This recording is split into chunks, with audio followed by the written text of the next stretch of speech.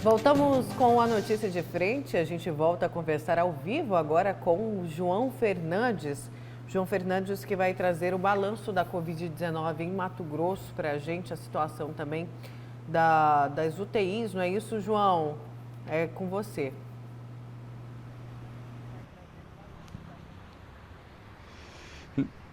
Notícias preocupantes, viu, Nayara? Porque ontem a Secretaria de Estado de Saúde divulgou um boletim revelando pelo menos 18 cidades que estão entrando na classificação de alto risco para o contágio do coronavírus. A gente nota aqui por esse boletim que tivemos acesso que são cidades menores entrando em colapso nessa possível terceira onda da Covid-19 aqui no nosso estado. E a lista dessas 18 cidades é essa aqui, ó: Araguainha, Barra do Garças, Canarana, Cláudia, Confresa, Figueirópolis do Oeste, Jangada, Juína, Lucas do Rio Verde, Marcelândia, Novo São Joaquim, Rondolândia, Santo Afonso, Santo Antônio do Leste, São José do Povo, São José do Xingu, Tangará da Serra e Torixoréu. Inclusive,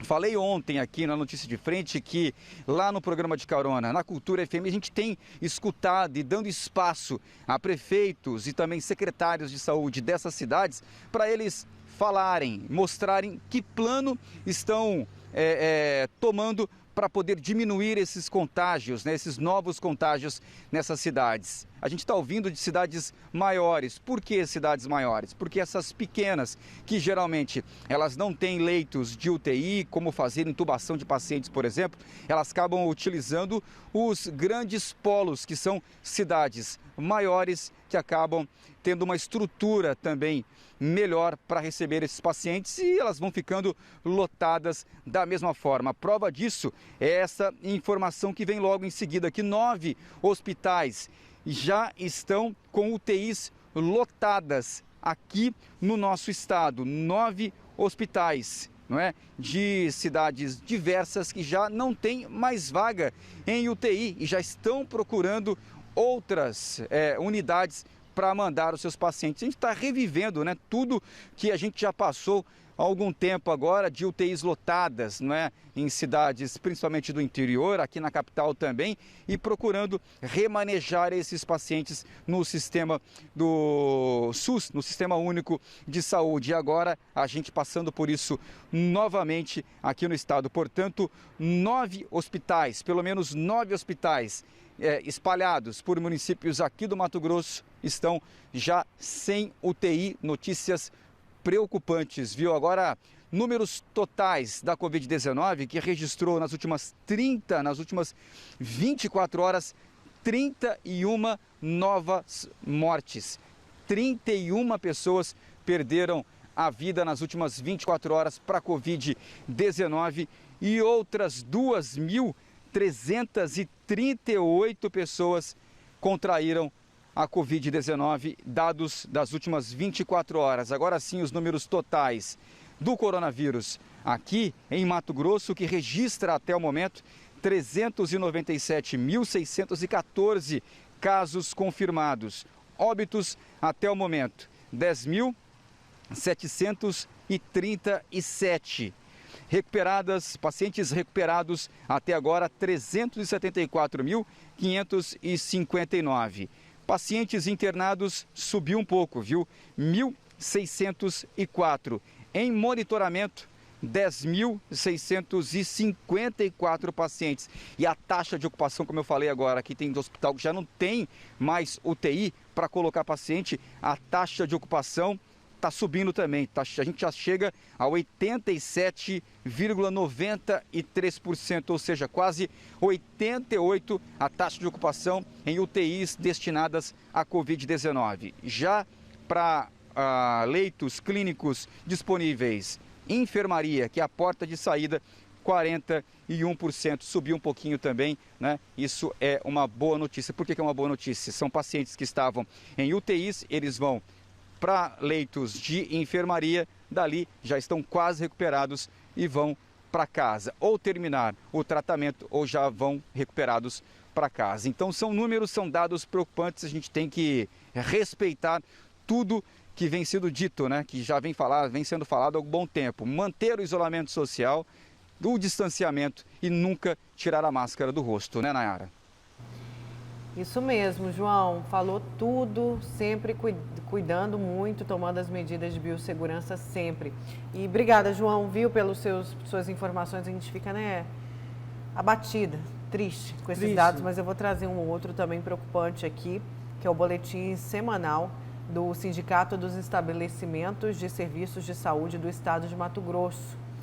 Informa que a taxa ou seja, dos hospitais privados, que informa que a taxa de ocupação dos leitos de unidade de terapia intensiva exclusivos para tratamento da Covid nos hospitais particulares em Cuiabá subiu, gente, 80% ontem, terça-feira, acima da ocupação da semana anterior, que registrava aí 57%.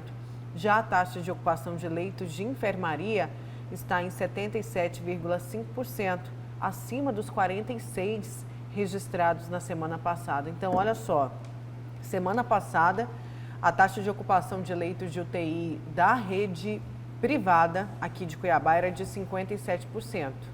57%. Ontem, foi registrada 80%, ou seja, olha esse aumento. Muito grande. Subiu de 57% para 80%. É preocupante, a gente não gosta de ficar aterrorizando, mas, gente, tem que continuar cuidando. Não dá para relaxar os vacinados, as pessoas que tomaram principalmente só a primeira dose. Não é reforço a segunda, faz parte do esquema de imunização. Então, você está totalmente imunizado, você tem que tomar a segunda, o esquema inteiro, né? E assim mesmo você não vai ter 100% de proteção. Por que você não vai ter? Nosso telespectador pode estar se perguntando. Porque o seu colega às vezes não está vacinado, porque a população não está toda vacinada. Não esqueça aquele exemplo que a gente deu aqui, que só vamos poder voltar, né, começar a voltar à normalidade quando 60% da população estiver vacinada. Porque, vamos dizer, o Haroldo está vacinado 100% com o esquema inteiro, mas eu não estou.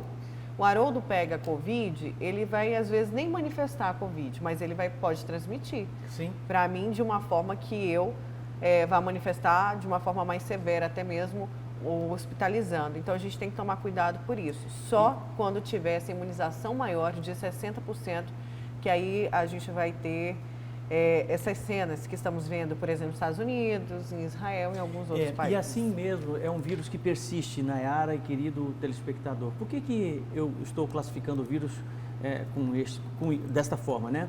É um vírus que persiste, porque vejam bem, em países que já estão, de certa forma, no seu processo acelerado de vacinação, como Estados Unidos, Israel, Alemanha, Reino Unido, né?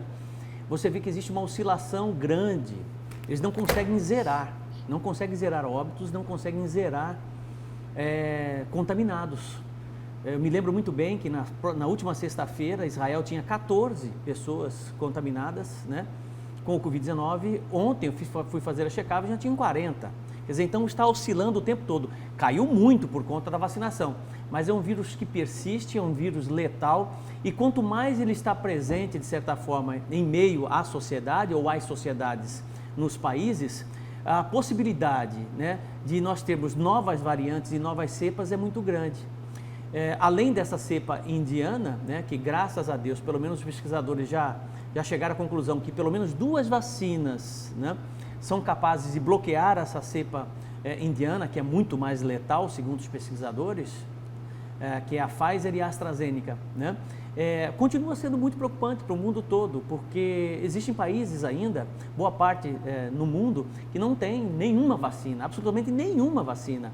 E isso, por mais que os países ricos que participam do G20 tomem vacina, estejam aí num grau mais avançado de vacinação, você tem o outro lado, né, do planeta Terra, né, do outro lado de países pobres que não estão tomando vacina nenhuma e que você tem contaminação de Covid-19 que pode comprometer, sobretudo, a humanidade como um todo, mais uma vez com uma nova variante. Então, tudo isso é preocupação, inclusive da Organização Mundial de Saúde, da ONU, né, de fazer com que os países mais ricos possam enviar vacinas, e esse é um compromisso do G20, né, para que os países mais pobres possam vacinar. Existia até uma proposta do governo americano do Joe Biden começar a distribuir vacinas, a enviar vacinas para outros países. Até o Brasil vai receber algumas vacinas, 60 milhões de vacinas AstraZeneca, né?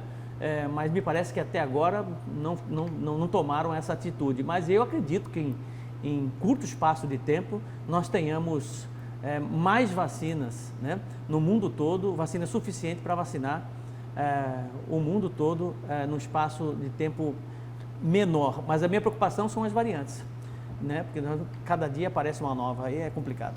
Pois é, mas essas nossas vacinas já, pelo menos as variantes que estão circulando, já tem eficácia, né? Já tem um estudo tem eficácia. de eficácia. A Pfizer e a AstraZeneca. Olha essa mensagem aqui, Haroldo, vamos repercutir. Bom dia, sou fisioterapeuta e preciso me vacinar. Tiraram a área da saúde da vacinação. Vi o prefeito falar que nem 50% das pessoas com comorbidades e gestantes estão se cadastrando para vacinar. Então, por que tiraram a área da saúde? No início da terceira onda. É complicado. Aí a gente volta naquilo que o secretário falou no Tribuna. Tiraram o pessoal da saúde e abriram para outros grupos. Pois é, mas... que não estão...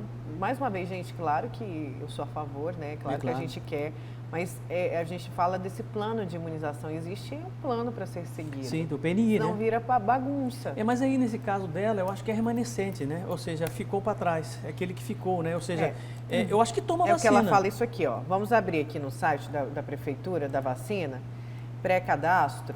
Vamos aqui, por favor, a tela. Aqui, né? Aceitar e continuar. Vamos fazer um cadastro aqui. O que eu sou na hora de cadastrar? Eu não sou idoso o profissional de saúde procurando. Ó. O que o profissional da saúde está reclamando? Que eles não estão encontrando a categoria deles. Não tem. Aqui, ó. Profissionais de promoção e assistência social, profissional jornalista, pessoas com deficiência de 18 a 29 anos, pessoas com comorbidades, deficiência, comorbidade, gestantes e puérperas com comorbidades, pessoas com doenças renais, doença renal crônica, pessoas com síndrome de Down, pessoas de 60 a 64 anos, 65 a 69, povos e comunidades quilombolas, forças de segurança e salvamento, pessoas de 70 a 74, 75 a 79 e 80 ou mais. Cadê o pessoal da saúde? Não está. Aí não tem como fazer agendamento. É isso que eles estão reclamando. Então, não está aqui mais um grupo de risco. Tem razão. Por quê? Porque tem muita gente que sai da faculdade agora e que já está trabalhando, que já começa a trabalhar e a gente está aí vivendo ainda a pandemia. Então, vamos corrigir isso. E olha a situação, e o estagiário que está fazendo... A gente tem que corrigir isso. Tem gente que naquela época que começou a vacinação ainda não era um profissional da saúde empregado, não estava trabalhando, porque tinha tudo isso, né? Você tinha que estar trabalhando, um aluno de medicina que está fazendo residência. Começou a fazer agora, tem tudo isso que entra. Então, e não são poucos, hein? Fica esse alerta, Prefeitura de Cuiabá, vamos incluir novamente aí os trabalhadores da saúde nesse grupo, que eles que estão na linha de frente cuidando da gente. Pelo amor de Deus, já mandei para a assessoria, estou aguardando uma resposta. E o pessoal está mandando aqui, Haroldo. Bom dia, sou cuidadora de idosos, estou na ativa, tenho fibromialgia, não consigo um laudo do especialista e não consigo me vacinar. Aí essa pessoa... Não sei se ela entra como profissional de saúde, ela entra como comorbidade, né? Mas não consegue laudo. Aí a gente esbarra naquele outro problema, que é o problema social, a desigualdade, a dificuldade de se conseguir o atendimento no SUS. Não tem um médico no posto. Isso, exatamente. Isso. Existem muitas reclamações nesse sentido, inclusive essas reclamações chegam no Cidade Alerta, né?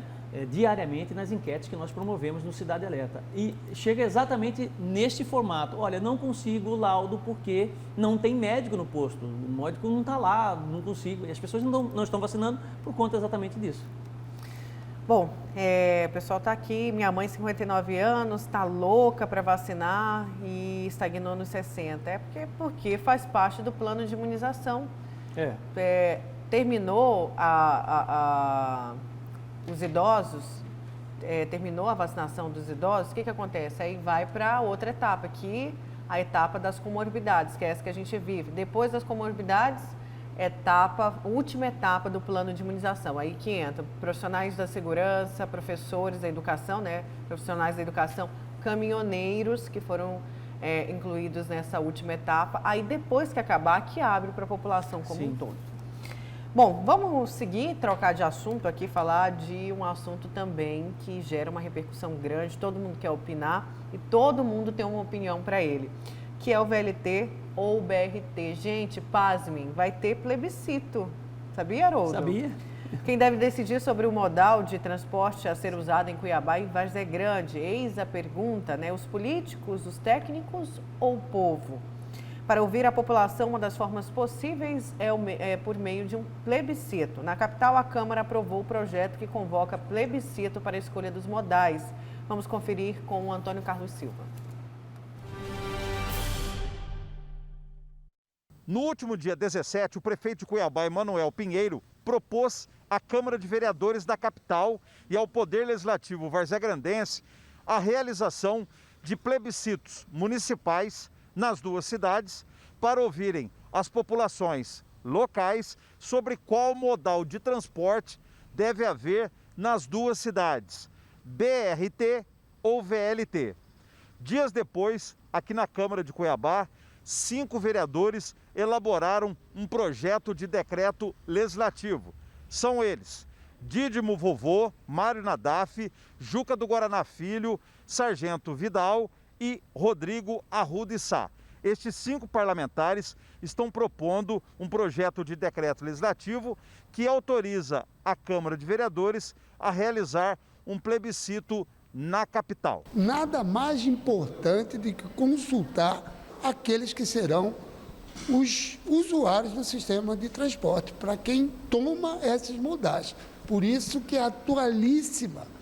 E nós sabemos que qualquer investimento que se faça nesse sentido é muito importante para que nós não percamos mais tempo do que já foi perdido com o imbróglio da realização do VLT. Feito a propositura, essa deve ser encaminhada para a Comissão de Constituição e Justiça, comissão esta que fará o seu parecer, o plenário homologa e aí a Casa organiza o plebiscito na cidade. Um dos 5 autores do projeto de decreto legislativo que autoriza a Câmara a realizar o plebiscito sobre o modal de transporte na capital questiona uma condição: o custo financeiro da realização de um plebiscito em Cuiabá. Eu acho que a gente tem que ver levantar custos, né? A gente está vindo numa pandemia onde comércios estão quebrando, onde estão o desemprego, e a gente tem que ver todo o recurso hoje necessário para que a gente não faça um investimento errado de uma forma desnecessária. Então a gente tem que ainda ampliar mais essa discussão. Os demais vereadores também se manifestam sobre a realização de um plebiscito em Cuiabá para ouvir a população cuiabana a respeito do modal de transporte. O artigo 5º da Constituição, ele nos garante a liberdade, total liberdade de podermos opinar, o direito de ir e vir. Então, eu acredito que o plebiscito é uma manifestação do artigo 5º da Constituição que garante, sim, da população opinar para aquilo que seja o melhor, inclusive aqueles que fazem uso do transporte público. Eu acho interessante que esse de fato seja ouvido, até porque é para eles que está sendo proposta essa benfeitoria, e acredito que a população ela pode participar e deve participar porque é um direito constitucional. Eu entendo que quem precisa ser ouvido é a população cuiabana, a população da Baixada Cuiabana. Nós precisamos só discutir se esse plebiscito tem valor jurídico para o Estado de Mato Grosso, para o governo do Estado de Mato Grosso.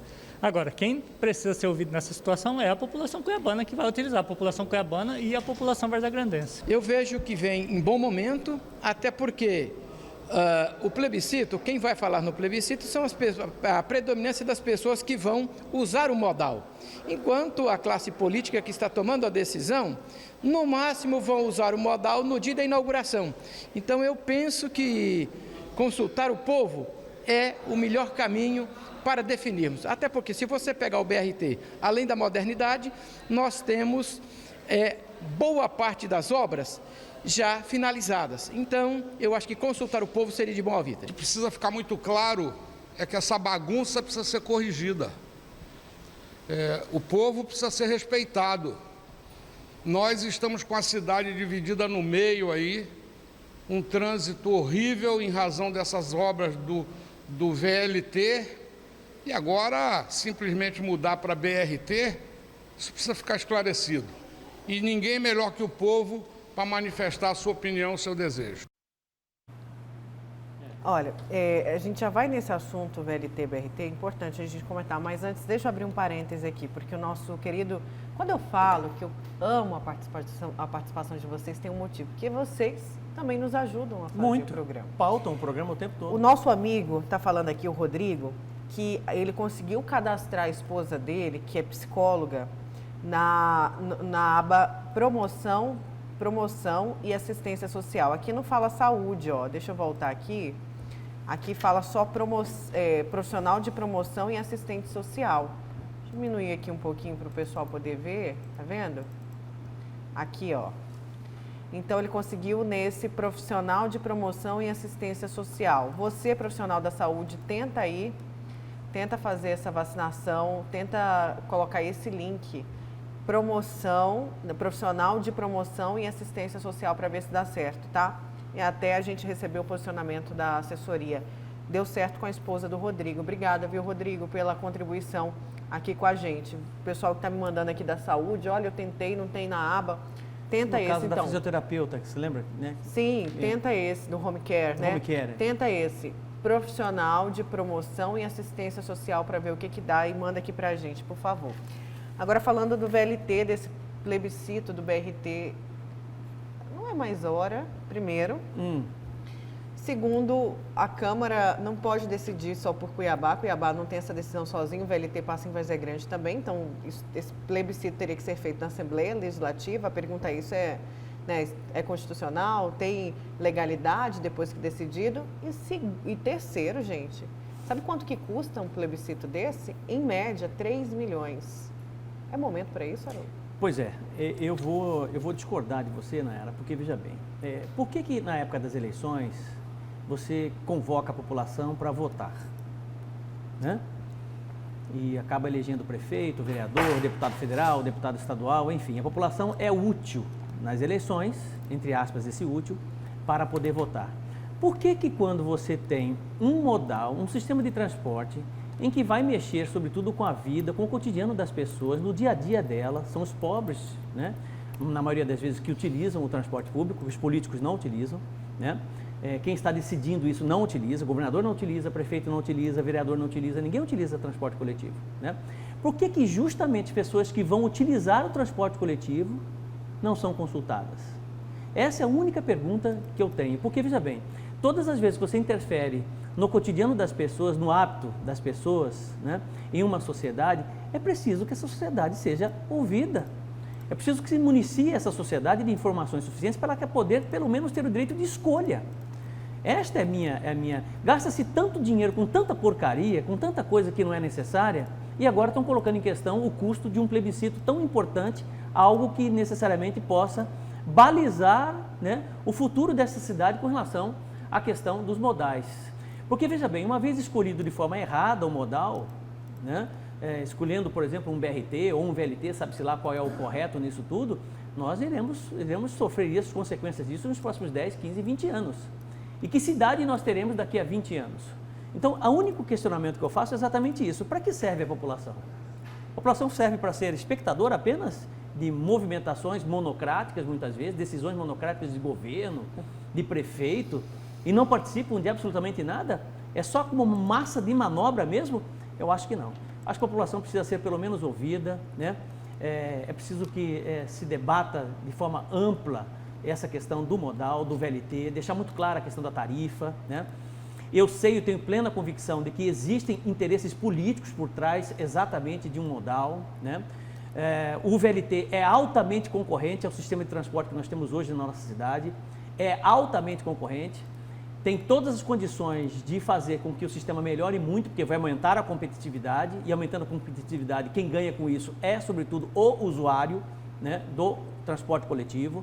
Eu acho que tudo isso precisa ser muito bem detalhado, né, e não se tomar uma decisão monocrática, empurrando goela abaixo um novo modal ou algo que realmente esteja muito mais alinhado com interesses de grupos políticos do que necessariamente com interesses da população. Pois é. É a leitura que eu tenho. Não, concordo que a população deve ter ouvido, isso deve ser ouvida, isso é inquestionável, mas não é mais hora desse plebiscito. Não passou. Não sei. Passou o time desse plebiscito. O que está acontecendo ali é uma pura politicagem da Câmara de Vereadores de Cuiabá, até porque a decisão não é só de Cuiabá. O VLT não é só de Cuiabá. Pois é. E aí? É legal esse plebiscito? Ele vai ter uma legalidade? Que força, eis a pergunta, que força ele tem? Ele não deveria ser feito pela Assembleia Legislativa, que aí representa todos? Boa observação. Eis a pergunta. O valor desse plebiscito, neste momento as pessoas vão votar como? Vão sair? Não estão vacinadas. Tudo bem, tivemos a eleição, aconteceu a eleição, mas a gente está vendo aí as notícias, né? E eu quero só colocar umas participações. Não, deixa eu comentar isso que você está falando, que você colocou um argumento fortíssimo, né? Esse debate é muito bom, porque eu fico muito satisfeito quando realmente eu acho um contraponto que me traga um argumento forte, né? Quer dizer, qual o peso desse plebiscito num momento como esse, né? Considerando que isso precisa passar pelo menos pela Assembleia Legislativa do Estado do Mato Grosso, né? De que forma essa votação vai contribuir realmente para que por mais que a população opte pelo VLT, né, realmente o VLT seja implementado, né, sob o ponto de vista jurídico da coisa. Realmente é algo que tem que ser pensado, tem que ser analisado antes mesmo de se formatar esse plebiscito. Sobre este prisma, você tem razão. Não é mais, estão pulando, quer dizer, estão querendo voltar às etapas que deveriam ter sido feitas lá atrás. Olha só, vamos aqui. Professor, por que o plebiscito não foi feito quando Emanuel era deputado estadual? Essa vergonha chamada VLT é do tempo de quando estava na Assembleia. Vamos nos omitir a isso? É o Elionai Ribeiro. Perfeita observação. Participando aqui. Professor Inayara, quanto vai ser gasto sem valores e quanto vai tirar vantagens desse plebiscito? Câmara de Vereadores em ação, é o Márcio falando aqui, né? Por que a Câmara não vai lá fiscalizar o transporte e não faz, então, alguma coisa em relação à superlotação do transporte público? Eis a pergunta também. Quem hoje quer fazer plebiscito, vamos colocar os pingos nos is, né? Quem hoje quer fazer e promove o plebiscito do VLT foi justamente o fiscalizador das obras da Copa, à época, que é o prefeito Emanuel Pinheiro. Eu também concordo com você que diz assim, por que não foi feito isso lá atrás, né? Óbvio, deveria ter sido feito lá atrás, mas águas passadas, né? Não vamos chorar aqui o leite derramado. O que eu acho é que realmente a gente precisa pelo menos ter um termômetro da população, entender o que é que a população pensa sobre essa questão de VLT e IBRT. Agora, se isso precisa ou não passar pela Assembleia Legislativa do Estado do Mato Grosso para que efetivamente possa funcionar, aí é outra conversa. E aí é bom a gente separar que uma coisa, a escolha do modal, na nossa opinião também, como profissionais, não tem nada a ver com a questão do plebiscito, é uma coisa, vontade de ter o VLT é outra, tá, gente? É só que não é mais o momento para o plebiscito. Um plebiscito caro desse, feito pela Câmara, por só uma Câmara de Cuiabá. Essa que é a questão. Bom dia. Nara, só para pontuar, eu acho assim, o plebiscito, do ponto de vista de você entender, né, o que é que as pessoas pensam sobre a questão do VLT e BRT e ter, por exemplo, uma definição, a população optou pelo BRT, ótimo. A população optou pelo VLT, ótimo. A partir desta primeira movimentação, né, deste primeiro interesse da população, do coletivo, pensando no coletivo, aí você tem uma mobilização por parte de deputados federais, entendeu? Por parte de governo, por parte de prefeitura, de tentar viabilizar aquilo que foi aprovado pela população. Entendeu? Quer dizer, então eu acho que o caminho que eles fizeram, aí eu estou dizendo efetivamente por parte do governo do Estado do Mato Grosso, colocaram os bois, a carroça na frente dos bois. Não ouviram a população, né? E acabaram decidindo a implementação de um outro modal num sistema que, de certa forma, é símbolo de corrupção. Então é isso que não cabe na cabeça das pessoas. Você ter 80% praticamente de trilhos disponíveis, eletrificação, 70% de eletrificação pronta, desvio de R$1 bilhão, e aí? Então é isso que fica difícil exatamente para que as pessoas possam entender esse processo todo. Certo, uma discussão longa. Que se arrasta, mas a gente tem que pôr, né? Só lembrar que eu nunca vi plebiscito para escolher modal de transporte em lugar nenhum, até porque as pessoas técnicas estão capacitadas para isso. A gente tem nossas preferências, claro, como população. População tem o direito dessa escolha, mas devia ser ouvida lá atrás. E não nesse momento de pandemia gastar R$3 milhões com isso. Para no final das contas, eis a pergunta, vai dar em alguma coisa? O último plebiscito foi em 1993, se não me engano. 93. Pois é, vamos seguir então aqui com a notícia de frente. A gente vai para o intervalo, agora são 7h09, mas a gente vai com imagens aqui do trânsito. Olha, esse é o viaduto do Parque Cuiabá, não é isso? bem na Fernando Correia, a gente está vendo aí uma obra, tem uma obra da Águas Cuiabá. Você pode ver ali, inclusive, se eu não me engano, é um carro da Águas Cuiabá do outro lado, né? E está interditado esse trecho, o que causa